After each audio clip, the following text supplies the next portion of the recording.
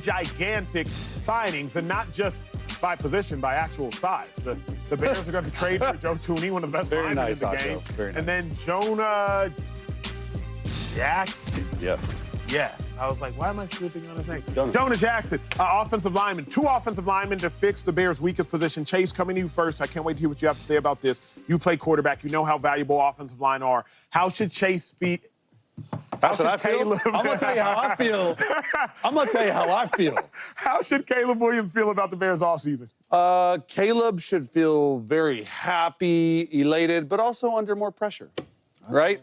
Yeah, just because, like, I love the Bears offseason, and Bears fans probably hate that media members and fans love the way their offseason goes because they're used to having really good off seasons and then not living up to that success in the regular season. This is different. This is different, Bears fans. Believe me, you go out, you hire Ben Johnson, who I think was the best head coaching hire. You hit it out of the park. You decided to say, hey, blank check Ryan Poles, let's go get our guy. You got your guy. Then the one position on offense that you struggled at the most was offensive line. Caleb Williams was sacked 68 times last year. It's the second most in NFL history. Second most in NFL history. Okay, he didn't have a chance a lot of times. He didn't play very well at times, showed some glimpses, but you go out, you get a guy, Jonah Jackson.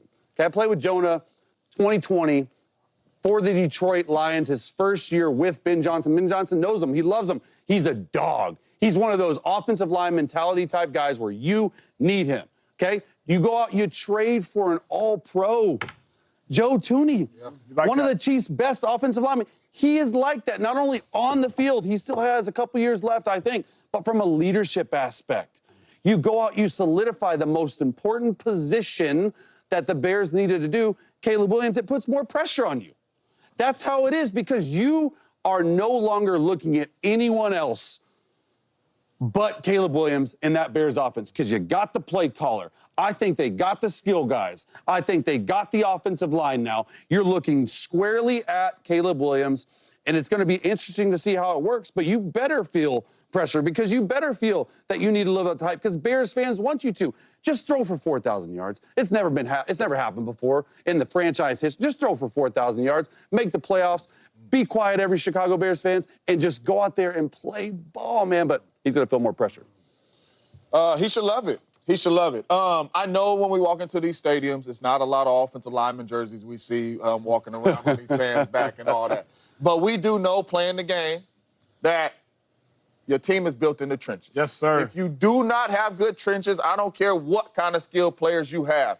And I don't care what kind of quarterback you are. If you're worried about pressure, I've been around the Brett Favres, the Aaron Rodgers, the Derek Carrs, you name it. When pressure is in there, they don't like it, as great as they are. So what Ben Johnson is doing, building in the trenches, I absolutely love it because you got to protect your young quarterback. All these fancy and funny plays that you trying to run, that you bring it from Detroit, the only reason why Jared Goff and them boys was able to run those plays is because of that O-line and because of the protection. And he knows Jared Goff ain't running nowhere, and Jared Goff did phenomenal in my scheme. Played phenomenal in my scheme. Now I got a quarterback that is mobile, that is super athletic, but if I can protect him on top of his mobility, the sky's the limit for this young fella. But starting to build your team in the trenches, knowing you have solid skill players, I absolutely love it. Caleb should be excited because if you have some time to throw the ball, we know Caleb Williams can throw the ball with the best of them. I love the approach the Bears has taken this offseason. He should feel like he's become a worse player on his team. And Chase, I think you said it perfectly. Worst player? Oh. A worse player on his team. Extremely under pressure. At this point in time, Joe Thurney better than you. Jonah Jackson better than you. DJ Moore, running back, DeAndre Swift. You looking around, Keenan Allen, I got to understand his contract. Yeah, Keenan might be a free agent. That's why I didn't mention his name. Like, Caleb, you got to feel pressure. Chase, you said it perfectly. You look around now, Joe Thurney is an offensive lineman. I think he's been to 6 Super Bowls. He's won 4. He's protected Tom Brady and he's protected Patrick Mahomes. Those are his quarterbacks. So he's walking into the building. Jonah Jackson protecting Matthew Stafford. He's walked into the building. Behind you, you got DeAndre Swift. At this point, Caleb, you're running out of excuses. You had a brilliant offensive-minded head coach. You got offensive linemen that have protected Super Bowl champs, first ballot Hall of Famers, including Super Bowl MVPs, 3 of them, if I'm not mistaken, 2 of them at minimum. So now, Caleb, what is your excuse? For me, he should be excited, Jay, but you got to feel the pressure. Why you guys think he feel the pressure? Like what's the So even with these 2 offensive linemen, what's the pressure for the Bears? Look, I think for Caleb, right? Like, first of all, you play in Chicago, big market, but when you look at his team on paper, I'm not saying the paper translates to the field. He was really the one last year, and it's a rookie. And I want to just give grace to it. It's hard to play as a rookie, but we saw. I think he feels more pressure because of Jaden Daniels the season he has, because of Bo Nix the pressure he had. When I would suggest that the Broncos were not as good of a team talent-wise, offensive core-wise, than the Chicago Bears, and he didn't live up for that.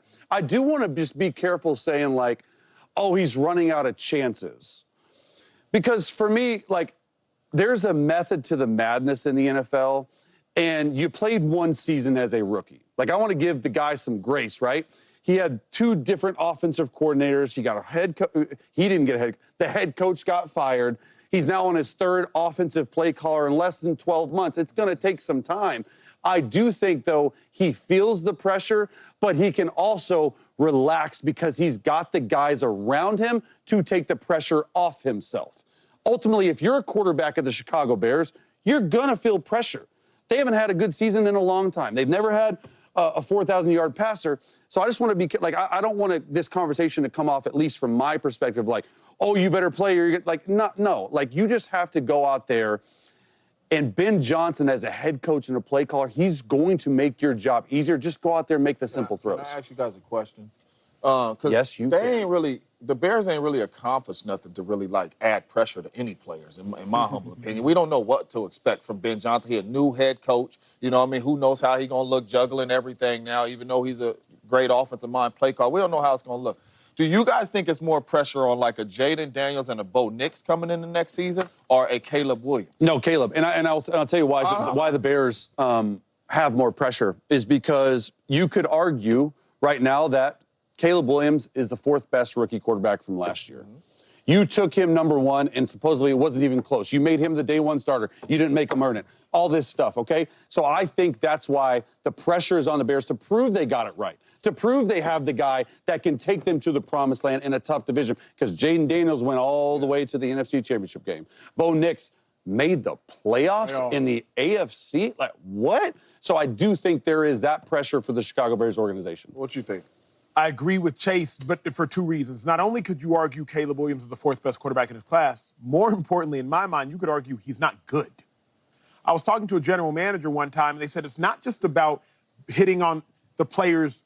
I asked him, I said, yo, do you care that this player drafted behind y'all went to the Hall of Fame? Yeah. He said, it's not a matter of who we don't draft. We just got to make sure who we draft we hit on. Thus far, Caleb Williams, the jury's still out. So for me, Jay, the pressure is simultaneous that, 1, the jury's still out on you. 2, Jaden, Bo Nix, they did, in fact, play well enough to lead their team to the playoffs. And 3, you got Ben Johnson and you got all these old linemen and you got skilled players. Why y'all sorry on offense? See, my thing is right, we don't know what he is yet. We think we Exactly. But I would we agree with know that. what Jaden Daniels and Bo Nix is with what they showed us. If those 2 dudes come into the season and you've added Debo, you're probably gonna add some more pieces in the draft, and your team don't make the playoffs and you don't give us kind of a similar year of what you gave us this year, I feel like that's more pressure than Caleb Williams. We don't know how he's going to look under Ben Johnson. We don't know Caleb's ceiling, It could be terrible. It could be good. We don't know. But we know what Bo Nix looked like under Sean Payton. We know what Jaden Daniels looked like under Cliff Kingsbury. So if those dudes take us, I think that's pressure for them coming into the season, not Caleb. But for the Bears organization, they passed on all those guys. And right now, we you're all the would have 4th. passed on them.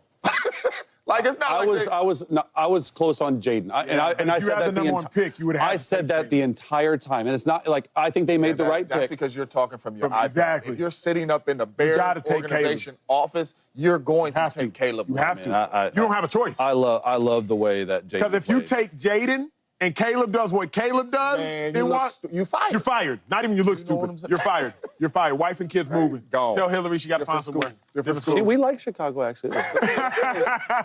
Hey, when we return, we're going around the facility. Let's go.